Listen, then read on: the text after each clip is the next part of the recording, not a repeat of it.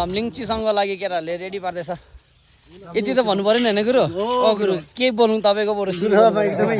आजको मेहनत भोलि कतिको देख्छ गेलौङले खोबिलले चाहिँ खन्नु हुँदैन र पनि अब यो के भन्छ रे गुरु के को लागि पालको लागि हैन हौ भाइ यो खालको सबै ल्याउ त यसलाई चाहिँ मिक्स चल्छ ओ प्लिज यार कस्तो यार एकदम सोच भने खै दिन गल्थ्यो गोबेन चाहिँ वहाँ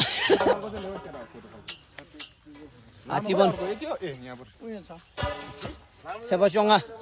पेदङा बि सेबाचोङा ला जम्लिङ चिसङ खेल साधु घर बनाउँदैछ घर पाल टाङ्ने काम हुँदैछ यहाँनिर लगभग 100 मा 5%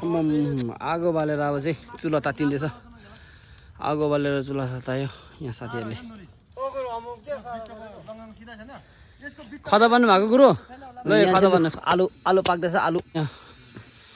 लगभग केटाहरूले सकाउला जस्तो गरेको थियो हाम्रो गुरुले साह्रै दुःख गरेर बनाउनु हुँदैछ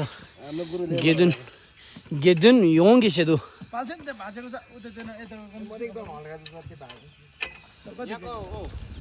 लगभग आम्मा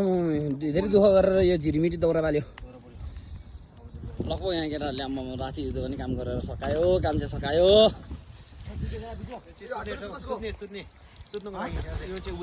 खाजा खाना हाम्रो खाना रातिको अँधेरो कायममा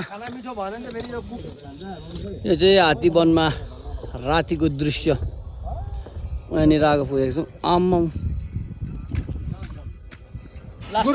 लाइट छैन लाइट एकछिन गुरु लास्ट टाइम मिठो बनायो गुरुले ताङ मारेर आज चाहिँ हाम्रो यहाँनिर आम्मा कराईमा कुकरमा दाल पाक्दैछ हो यहाँनिर काँक्रो पनि अनि काँक्रो फाइनली यसरी चाहिँ हामीले भात खाँदैछौँ बसौँ गुरु दाल हाल्दै है फटारो जम्लिङ चिसङको लागि हेर आम्मा बिहानै हामी बिहान कति बजी उठ्यो गुरु 5 बजी हो तपाईँ चाहिँ 7 बजी हो हामी त कहाँ 7 बजी गुरु 6 बजेको छैन यहाँनिर 7 बजेको छैन हो यहाँनिर चाहिँ हाम्रो यस्तो आज जम्लिङ चिसङको लागि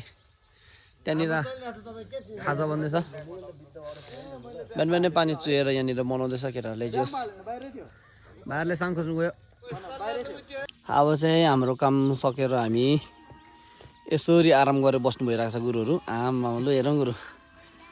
यहाँ ट्रेन हो कि झुलो खै थाहा भएन तर हिजो प्रयोगमा आयो ट्रेनै हो यसको